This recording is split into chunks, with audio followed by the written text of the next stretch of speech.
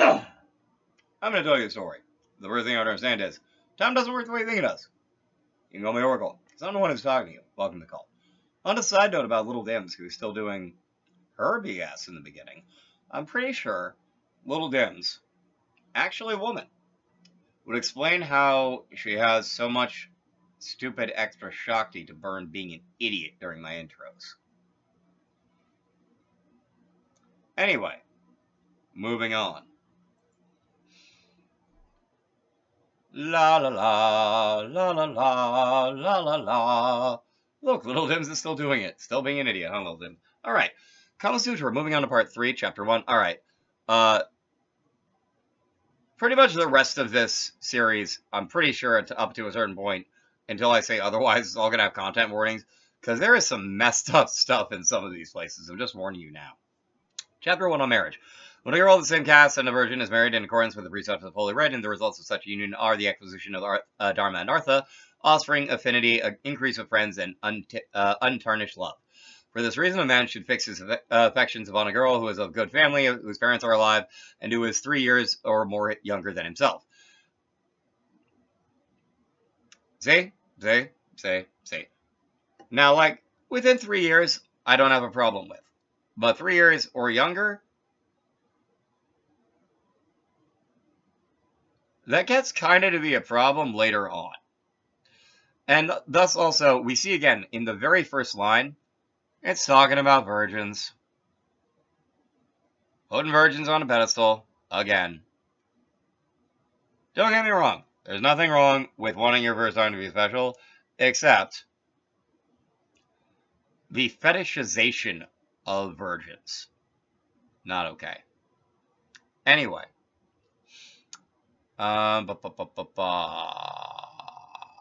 She should be born of a highly respectable family, possessed of wealth, well-connected, and with many relations and friends. Yep, Kama Sutra saying marry for money. Actually, no, it's not, but, like, it is saying that, it's basically looking at the wealth of her family as a reflection of their Dharma's affinity for Artha, which is something that's actually really common in a lot of religions. For example, Lutheranism has this very, very strong idea of the notion that your social standing and your wealth is determined by God and by how virtuous you are, which is just really not the case.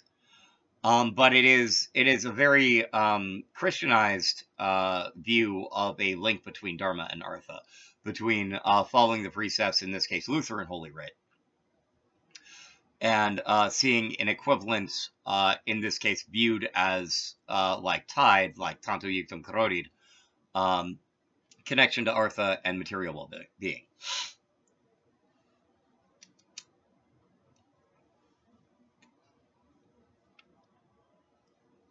Yes, no, this is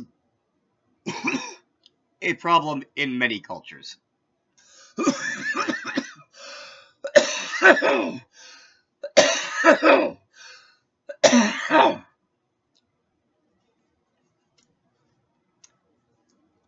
In my opinion, and I might offend you by saying this, anyone who thinks that, like, virgins aren't fetishized by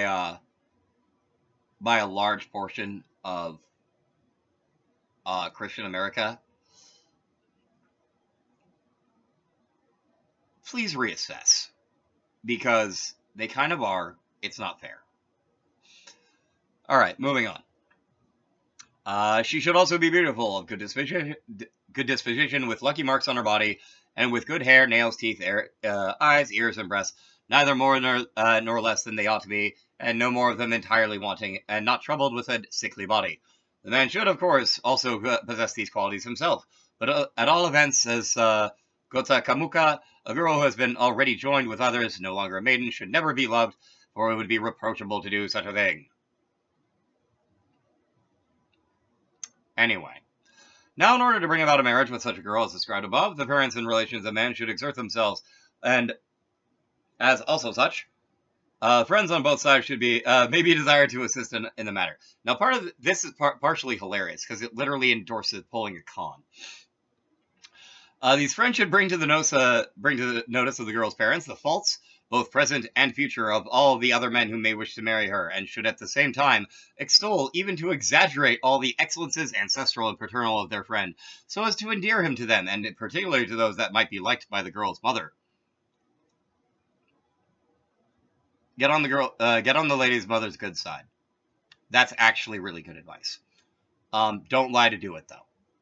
That will bite you later. One of the friends should also disguise himself as an astrologer and declare the future good fortune and wealth of his friends by showing the existence of lucky omens and signs, the good influence of planets, the auspicious entrance of the sign into the zodiac, propitious stars, and fortunate marks on his body. Others again should rouse the jealousy of the girl's mother by telling her that their friend has a chance of getting from some other quarter even a better girl than hers. Ooh, I'm not so sure that's a good idea, but I see where they're going with this. But oh my god, that is a sitcom plot. Like we're gonna one of us is gonna dress up as an astrologer. Like, come on, what? That's literally in the Kama Sutra. What the heck? A girl should be taken as a wife, also given in marriage when fortune, signs, omens, and the words of others are favorable. For says Gotakamuka, a man should not marry at any time he likes. A girl who's asleep, crying, or gone out of the house when sought in marriage, or who is betrothed to another should not be married. Yes, don't marry a girl who's asleep. What? No kidding. The following also should be avoided. One who is kept concealed, one who has an ill-sounding name, one who has her nose depressed, one who has her nostrils turned up, one whose form is like a male, one who is bent down, one who has crooked thighs, one who has a projecting forehead. Yeah, apparently the Kama Sutra is against the five head. One who has a bald head, one who does not like purity, one who has been polluted to another, one who is affected with the gulma, or one who has a glandular problem. So rude.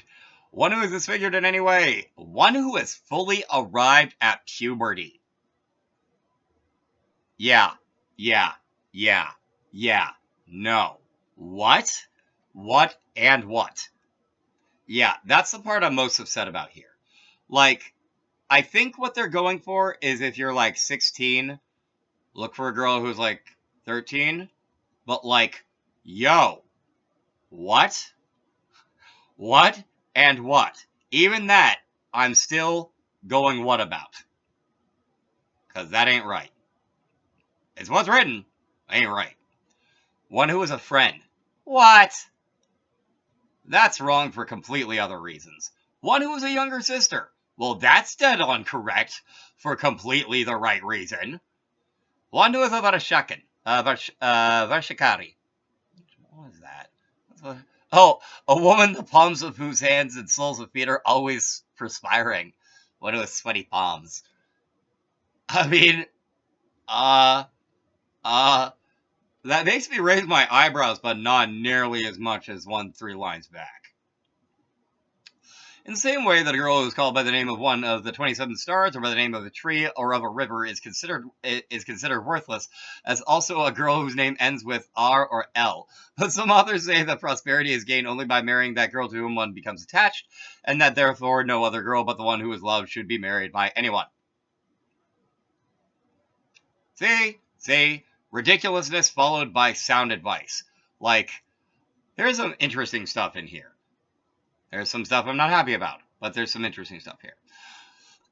When a girl becomes marriageable, her parents should dress her smartly and should place her where she can be seen easily by all. Every afternoon, having dressed her and decorate her in any becoming manner, they should send her with female companions to sports, sacrifices, and marriage ceremonies, and thus show her to advantage in society. And because she is a kind of merchandise. Remember what I said earlier about there are certain problems that are cross-cultural? Yeah. Encouraging marriage too young, viewing your children, especially your daughters, as property and merchandise to be sold. Yeah. It actually still happens now. It really does. It's not okay. Moving on, because I don't have a lot of options other than get angry and rant.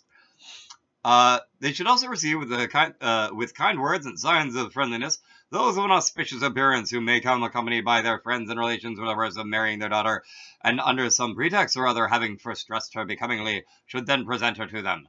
After this, they should await the pleasure of fortune, and with this object should appoint a future day on which a determination could be come to regard their daughter's marriage. On this occasion, when the persons have come, the parents of the girl should ask them to bathe and dine, and should say, everything will take place at the proper time, and should not then comply with the request, but should settle the matter later.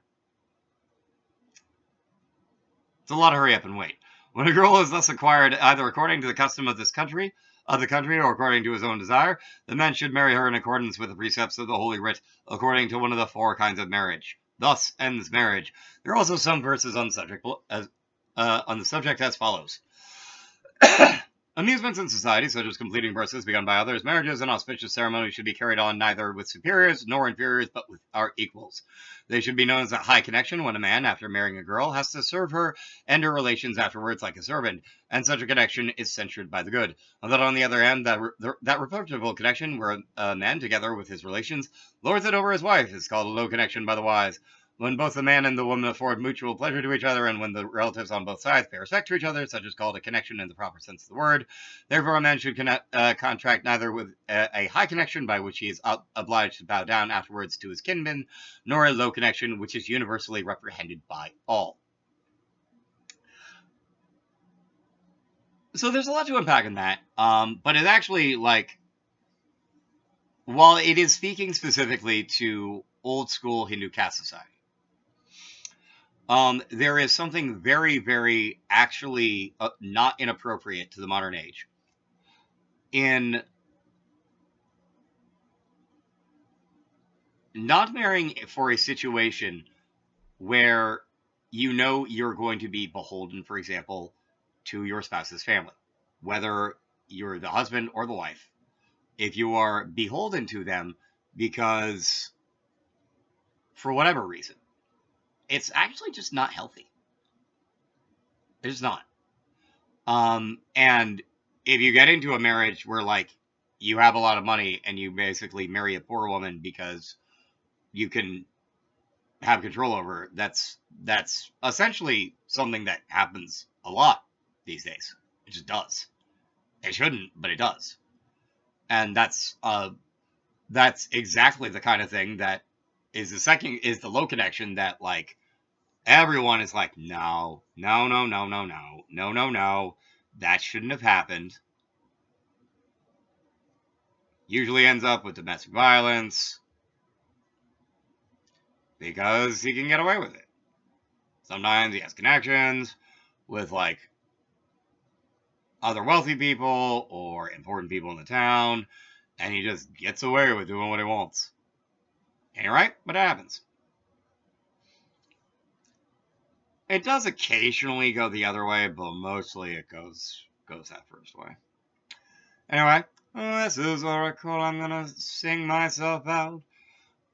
Dream safely out there and be careful throughout. And long as you're singing with me, try to take it easy. Thanks for watching, Drew me.